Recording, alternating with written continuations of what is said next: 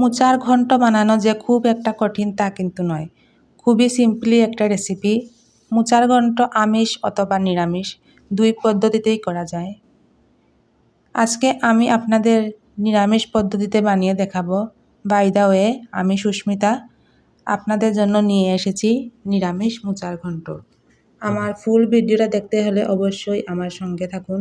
প্রথমেই আমি মোচাকে ভালোভাবে কুচিয়ে নিয়েছি। এখন আমি মোচাগুলোকে প্রায় 10 মিনিটের মতো ভিজিয়ে রাখবো, যাতে মোচা থেকে সম্পূর্ণ কষগুলো উঠে যায়। তারপর আমি এখানে একটা আলুকে ছোটো ছোটো পিস পিস করে কেটে নিয়েছি। প্রায় 10 মিনিটের মতো হয়ে গেছে আমি মোচাগুলোকে ভিজিয়ে রেখেছিলাম। মোচাগুলো থেকে প্রায় সবটুকু কষই বের হয়ে গেছে। এখন আমি মোচাগুলোকে ভালোভাবে সিদ্ধ করে নিব। মোচাগুলোকে আমি প্রায় 20 মিনিটের মতো সিদ্ধ করেছিলাম, যাতে সফট হয়ে আসে। তারপর একটি কড়াইতে সাদা তেল দিয়ে আমি আগে থেকে কেটে রাখা আলুগুলো ভেজে নিব। আলুগুলো ভাজার সময় সামান্য নুন ও হলুদ দিয়ে হালকাভাবে ভেজে নিব। আলুগুলোকে আমি বেশি লাল লাল করে ভাজবো না। আলুগুলো ভাজা হয়ে গেলে সবগুলো আলুই তুলে নিব। আপনারাও এভাবে ট্রাই করে দেখতে পারেন, অবশ্যই ভালো লাগবে। আলুগুলো ভাজা হওয়ার পর সম্পূর্ণ আলু তুলে নিয়েছি। এখন আমি আরেকটু তেল দিয়ে দিব মোচার জন্য পুরন। এখানে আমি 5 ফোড়ন দিয়ে দিয়েছি তেজপাতা, কাঁচা লঙ্কা ও সামান্য পরিমাণে টমেটো কুচি। আপনারা টমেটো কুচিটাকে স্কিপও করতে পারেন। তারপর দিয়ে দিয়েছি ছোলার ডাল। ডালটা দিলে একটু টেস্টি হয়। তারপর দিয়ে দিয়েছি নুন, হলুদ, লঙ্কা গুঁড়ো, আদা বাটা, জিরা বাটা দিয়ে ভালোভাবে কষিয়ে নিব মশলাটাকে। মশলাটা ভালোভাবে কষানো হয়ে গেলে দিয়ে দিব সামান্য পরিমাণে চিনি। চিনিটা দিলে টেস্টটা একটু বেশি হয়।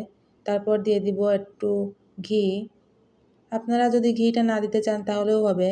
এখন সবগুলো মশলাকে ভালোভাবে কষিয়ে নিব, যাতে মশলার গাতে কাঁচা গন্ধটা উঠে যায়। মশলাগুলো ভালোভাবে কষানো হয়ে গেলে দিয়ে দিব আগে থেকে সিদ্ধ করে রাখা মোচা ও আলু যে ফ্রাই করে রেখেছিলাম সেইগুলোকে। সবগুলো দিয়ে ভালোভাবে কষিয়ে নিব। আমার চ্যানেলের ভিডিওগুলো যদি আপনাদের ভালো লেগে থাকে তাহলে অবশ্যই লাইক, কমেন্ট, শেয়ার ও সাবস্ক্রাইব করে আমার পাশেই থাকবেন। এখন আলু ও মোচাগুলোকে ভালোভাবে মশলার সাথে মিশিয়ে নিব। অনেকেই আমরা মোচা খেতে চাই না, মনে করি এই রান্নাটা অনেক কঠিন, কিন্তু রান্না করে দেখবেন এত কঠিন না। খুব সহজেই ও অল্প সময়ে রান্না করা যায়। আপনারা যদি চান তাহলে মোচাটাকে সিদ্ধ দিয়ে মিক্সিতে একটু ব্লেন্ড করেও নিতে পারেন, এতে আরও সফট হয়। ভালোভাবে কষানো হয়ে গেলে নামানোর আগে দিয়ে দিব গরম মশলা। আপনারা চাইলে গরম মশলার গুঁড়োও দিতে পারেন, বাট আমি এখানে গরম মশলার পেস্ট ইউজ করছি। এখন আমি গরম মশলাটাকে ভালোভাবে মোচার সাথে মিশিয়ে নিব। আপনারাও এইভাবে একদিন বাড়িতে ট্রাই করবেন, অবশ্যই ভালো লাগবে।